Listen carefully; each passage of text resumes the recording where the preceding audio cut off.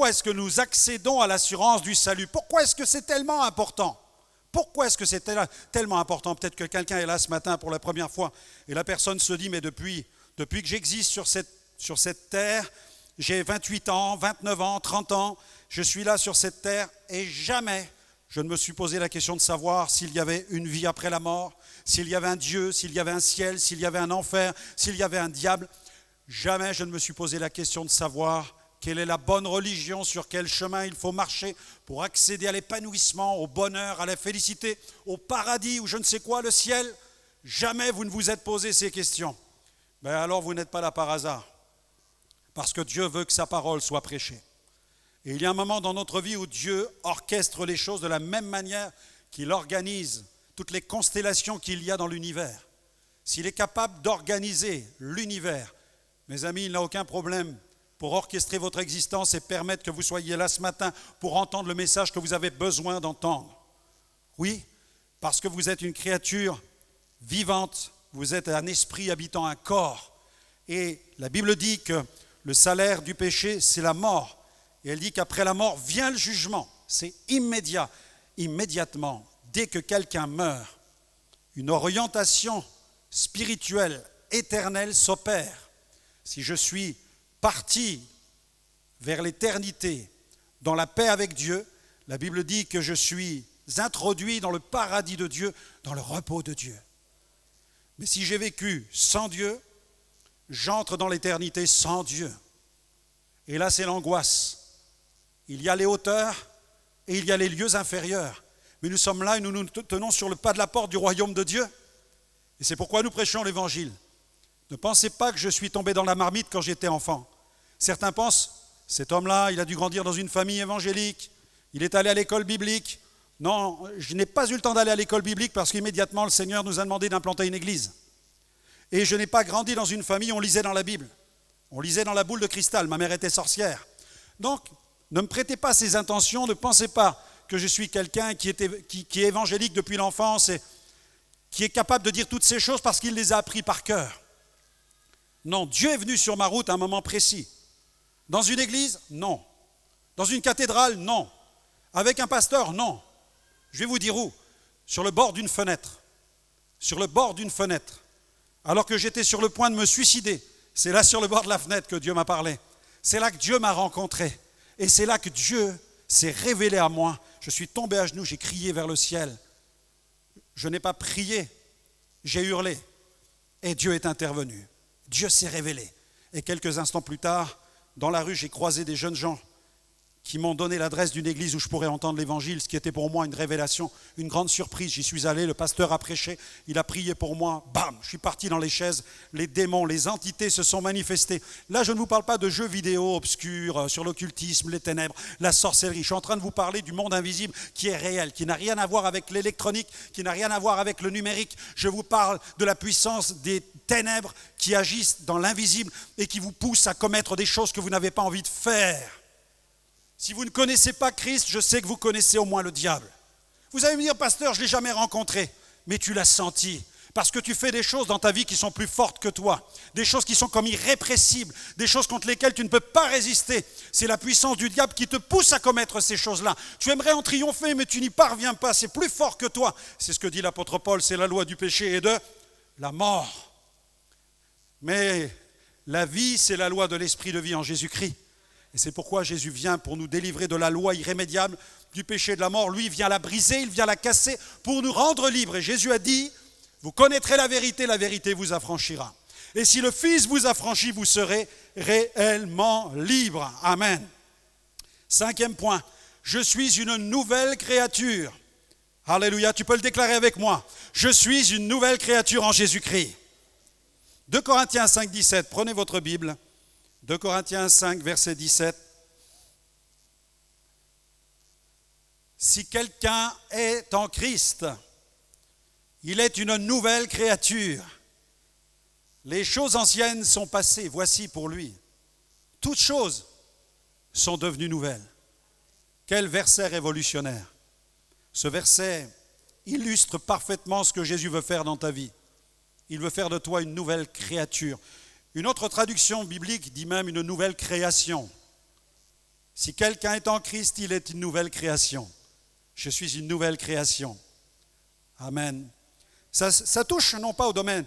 Je préfère la traduction création que créature, parce que être une nouvelle créature, ça peut laisser apparaître l'idée d'une créature améliorée. Mais je ne suis pas une créature améliorée.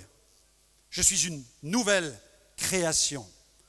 La Bible dit que nous avons été recréés en Jésus-Christ, ce qui est totalement différent.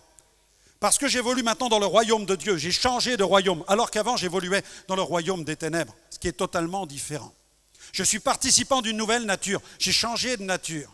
J'ai toujours ma nature terrestre, mais elle est remplie de la nature divine. La Bible dit, vous êtes maintenant participant de la nature divine. Avant, j'étais enfermé dans la désobéissance et dans le péché. Maintenant, je suis caché dans le Christ. Waouh! C'est totalement différent. C'est pourquoi vous êtes une nouvelle création en Jésus. Regardez dans Galates 3, 28. Galates chapitre 3, verset 28. Il n'y a plus ni juif ni grec. Amen. Il n'y a plus ni réunionnais ni mauricien. Il n'y a plus ni malgache ni rodriguais. Il n'y a plus ni camerounais, ni togolais, ni béninois, ni ivoirien. Il n'y a plus ni esclave ni libre. Il n'y a plus ni homme ni femme. Car vous êtes des créatures d'un nouveau genre. Amen. Vous êtes d'un genre divin. Alléluia. Car tous vous êtes un en Jésus-Christ, déclare la parole de Dieu. Et cette identité nouvelle ne dépend ni du sexe, ni de la couleur de peau, ni du statut social. Vous ne pouvez pas acheter cela, ça ne s'achète pas. Ne venez pas dire, pasteur, combien je dois vous donner pour aller au ciel?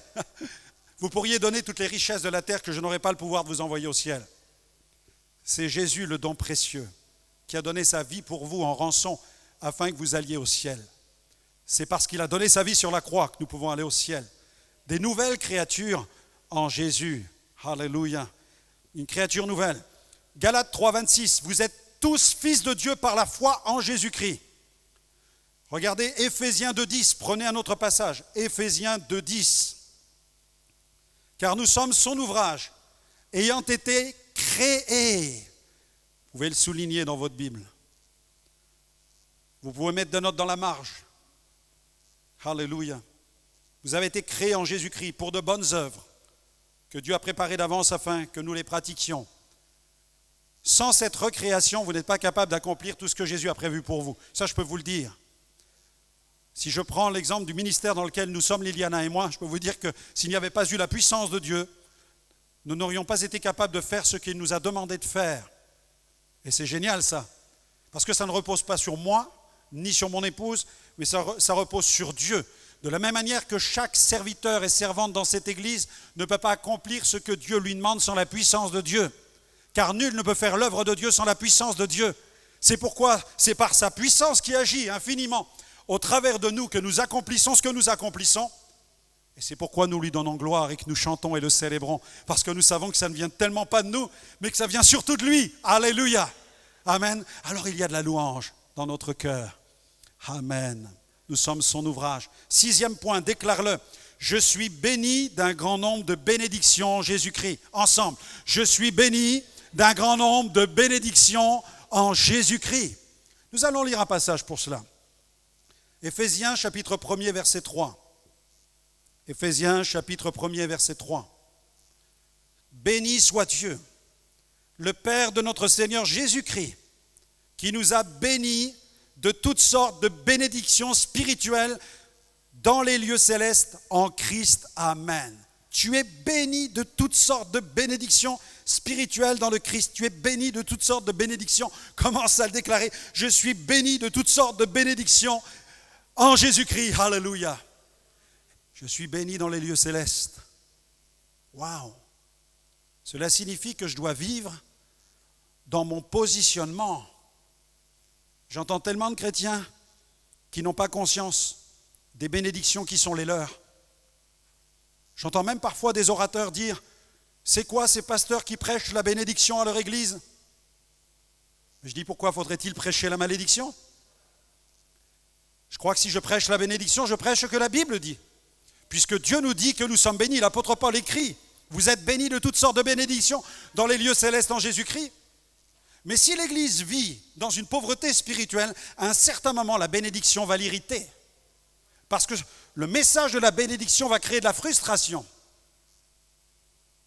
Si je prêche la bénédiction et que les chrétiens ne vivent pas dans leur positionnement, cela crée de la frustration. Parce qu'ils ne vivent pas une vie triomphante. C'est normal. Mais s'ils réalisent quel est leur positionnement, je suis assis avec Christ dans les lieux célestes, s'ils réalisent que leur positionnement, il est là, dans le Christ, en Jésus-Christ, ils vont commencer à le déclarer, à le proclamer, à le vivre et y entrer par la puissance de Dieu. Alléluia. Ils vont être capables de compter les bienfaits de Dieu plutôt que de compter les problèmes qui sont là dans leur vie.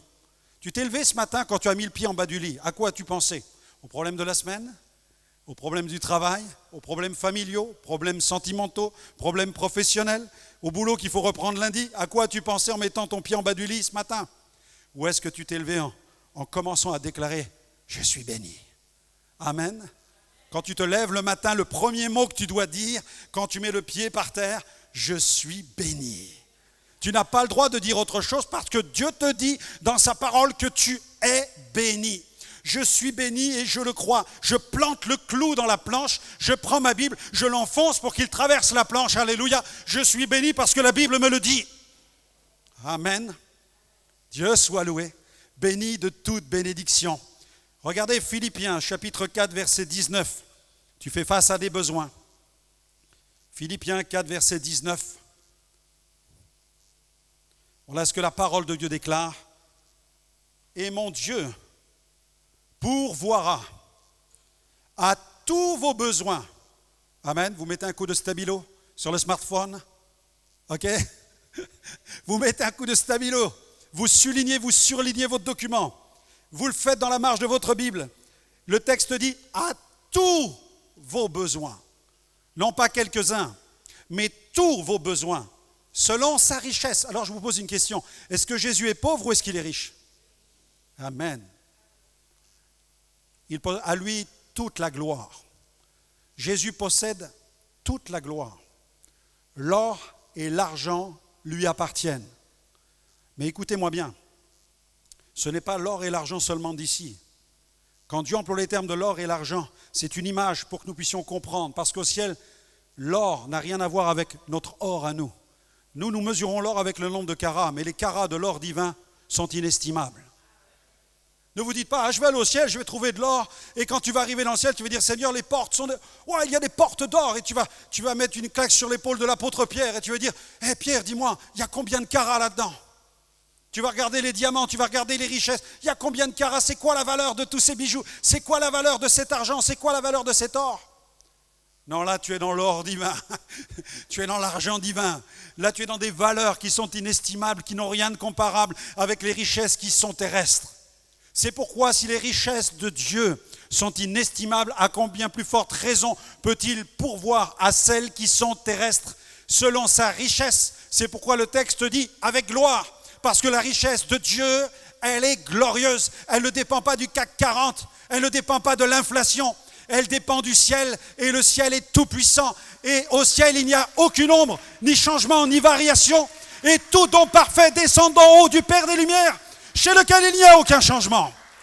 Alors tu reçois par la foi et tu dis merci Seigneur pour les bénédictions que tu répands sur ma vie. Tu as déclaré que tu allais pourvoir à tous mes besoins selon ta richesse avec gloire en Jésus-Christ. Tu vas répondre à mon besoin affectif. Je cherche la femme de ma vie. Pas moi, je l'ai trouvée, mais toi. Et imagine dans la salle, tu es là et tu dis, je cherche la femme de ma vie. Et tranquille, il l'a déjà préparée. Amen. Et les jeunes, vous n'avez pas envie de taper les mains. Et l'autre, il est dans la salle, il dit, moi je cherche le prochain smartphone qui va sortir. Non, il y en a dans la salle, ils ont des vrais sujets, plus que le smartphone. La femme de leur vie, l'homme de leur vie. Tu sais où tu vas le trouver?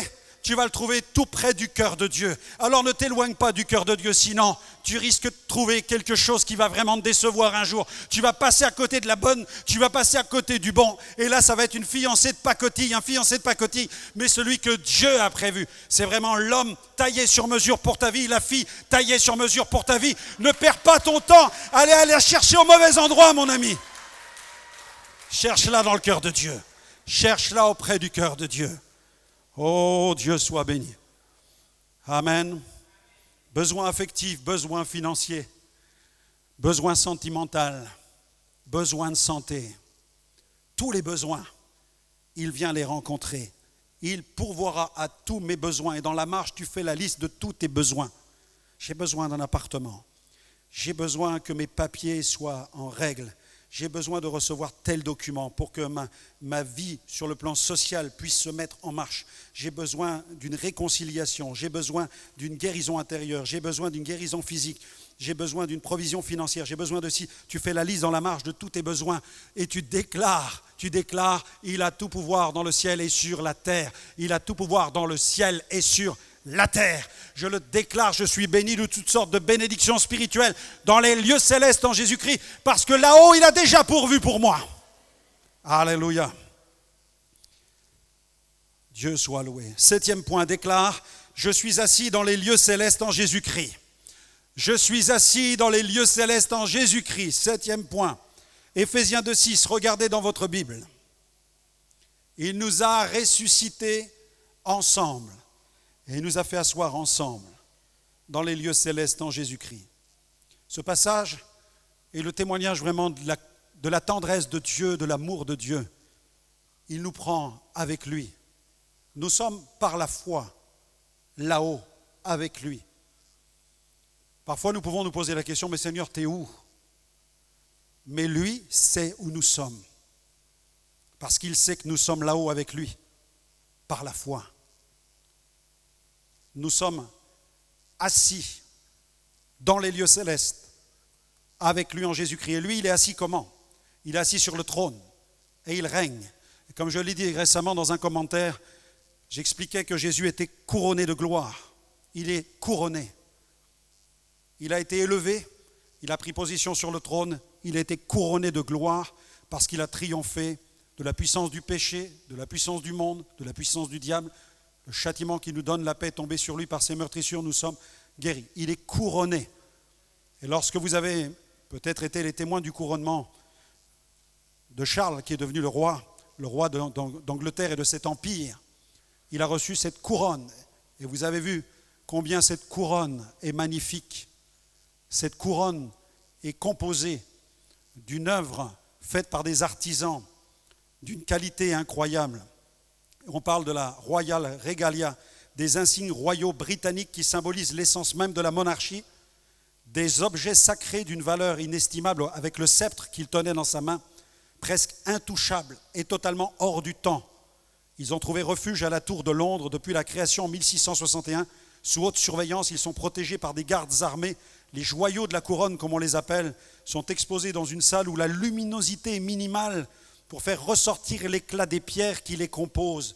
Cette couronne impériale d'État s'inspire d'un modèle dessiné par la reine Victoria en 1838, imposante. Elle est composée du saphir qu'aurait porté Édouard le Confesseur et de 2868 diamants. 2868 diamants. Wow. Dont le diamant Cullinan de 317 carats. Un diamant de 317 carats. Le plus gros jamais découvert au monde. 5 milliards de dollars. Voilà la valeur estimée de la collection des joyaux de la couronne par les évaluateurs britanniques en 2019. 5 milliards de dollars et vous avez sur la couronne 2868 diamants. Quand j'ai réfléchi à la couronne de Jésus, waouh, des milliards de diamants. Chacun d'entre vous, vous apparaissez sur la couronne de Jésus. Chacun d'entre vous, vous apparaissez sur cette couronne car la Bible dit que Jésus est sur le trône et qu'il intercède pour chacun d'entre nous. Il nous représente tous puisqu'il est le seul médiateur entre Dieu et les hommes. Mes amis, imaginez l'éclat de ce diamant quelques instants. Imaginez l'éclat de la beauté de la couronne de Jésus. Imaginez et comparez la couronne du roi d'Angleterre et celle de Jésus, le roi des rois. Imaginez le sceptre d'autorité d'un roi terrestre et le sceptre d'autorité du Créateur de l'univers. Alléluia. Imaginez l'autorité, le pouvoir de celui qui a dit « J'ai tout pouvoir dans le ciel et sur la terre ». Imaginez l'autorité de celui qui a dit à Pilate « Tu n'as de pouvoir que celui que je te donne ». car mon Père pourrait envoyer une légion d'anges. Imaginez le pouvoir éternel de Jésus, qui est celui qui va juger les vivants et les morts, mes amis. Jésus va juger les vivants et les morts. Mais je préfère rencontrer Jésus en tant qu'avocat qu'en tant que juge. C'est pourquoi il faut le rencontrer maintenant. Celui que tu rencontres en tant qu'avocat, c'est celui qui va te prendre et te mettre sur sa couronne. Et quand il regarde le Père et qu'il prie pour l'Église, tu es représenté et le Père te voit sur la couronne de Jésus. Tu es la perle à sa couronne. Alléluia. Dieu soit béni. Il nous représente et nous sommes assis avec Christ dans les lieux célestes. C'est pourquoi nous brillons de tout notre éclat lorsque nous réalisons que nous sommes sur le cœur de Jésus. Parce que le couronnement nous parle de cette onction qui repose sur celui qui est investi d'une autorité. Voilà pourquoi nous mettons une couronne sur un roi. Voilà le sens du couronnement. Le couronnement nous parle de l'onction qui couronne celui qui est investi d'une autorité. Vous savez comment Dieu a oint du Saint-Esprit et de force Jésus de Nazareth qui allait de lieu en lieu faisant du bien et délivrant tous ceux qui étaient sous l'empire du diable car Dieu était avec lui. C'est ce que la Bible dit. Vous savez comment Dieu a oint, comment Dieu a couronné. Jésus est oint. Vous êtes maintenant oint en Jésus-Christ. La Bible dit que vous avez tous reçu de son onction. Vous avez reçu de sa puissance. Alléluia. Et cette puissance qui est en vous, c'est cette puissance qui se manifeste aussi lorsque vous priez, parce que vous êtes élevé au rang d'intercesseur. Alléluia. Et lorsque tu pries et que tu amènes des âmes à Christ, tu ajoutes des perles à ta couronne. Amen. Et lorsque nous allons entrer dans la gloire au jour de Christ, qu'allons-nous faire de nos couronnes? L'Apocalypse nous dit que nous allons les prendre et que nous allons les jeter aux pieds du Seigneur. Parce que nous dirons, ce n'est pas à cause de nous, Seigneur, mais c'est grâce à toi. C'est grâce à toi que nous sommes suivis par ses œuvres. Nous avons gagné une âme, 10 âmes, des milliers. Peut-être des évangélistes comme Bonnke vont dire, on dira de lui, il a gagné des millions d'âmes à Jésus. Mais même l'évangéliste Bonnke prendra sa couronne et il la laissera glisser aux pieds du Maître.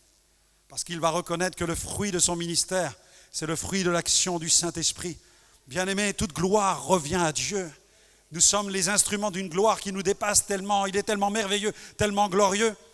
Mais j'ai envie que ma couronne brille de tous ses éclats au jour de Christ. Amen. C'est pourquoi je veux marcher fidèlement pour Jésus.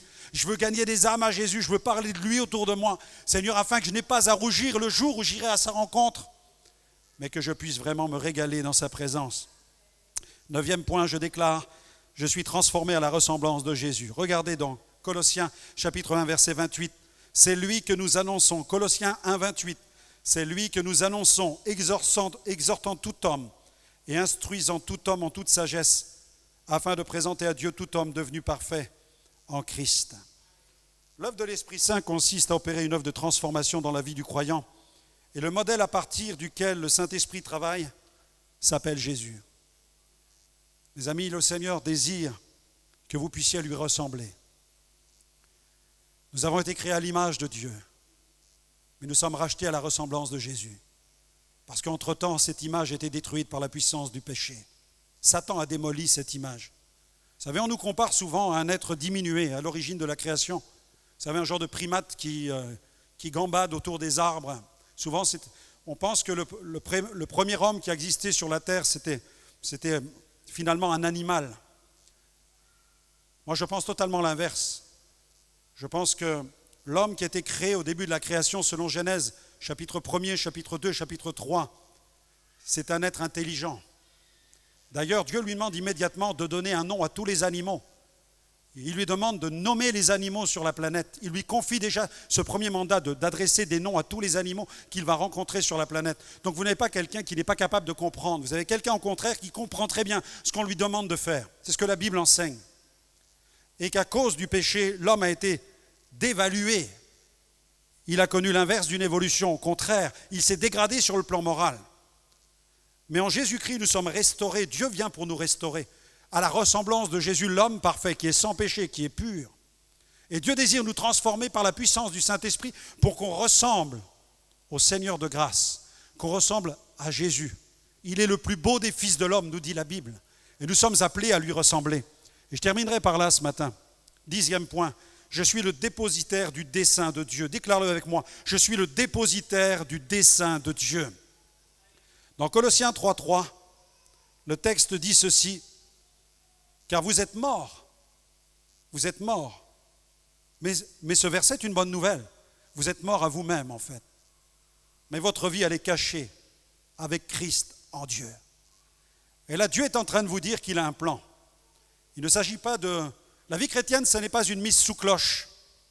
Vous savez, ce n'est pas une vie enfermée dans un cagibi ou dans un cabanon de jardin. Non, c'est une vie qui a accès au trône de la gloire. La vie chrétienne, c'est ça. Vous n'êtes pas appelé à quémander et à vivre dans la pauvreté spirituelle ou dans la mendicité spirituelle. Vous avez accès au trône de la grâce. Vous pouvez parler à Dieu, vous pouvez vous approcher de Dieu, vous pouvez parler avec lui, vous entretenir avec lui. Et Dieu peut manifester sa gloire dans votre vie. Ma vie est cachée dans le Christ comme une œuvre, une création, une invention dont le brevet a été déposé et protégé. Quand la Bible nous dit « vous êtes cachés dans le Christ », c'est cela. Vous êtes une œuvre magnifique. Vous êtes un chef-d'œuvre. Et ce chef-d'œuvre, il est caché dans le Christ. Et Christ désire le protéger pour qu'il ne soit pas abîmé, mais qu'il garde toute sa beauté et sa gloire, afin que Dieu soit glorifié. Alors veille sur l'œuvre d'art que tu es. Veille, tu es dépositaire de cela.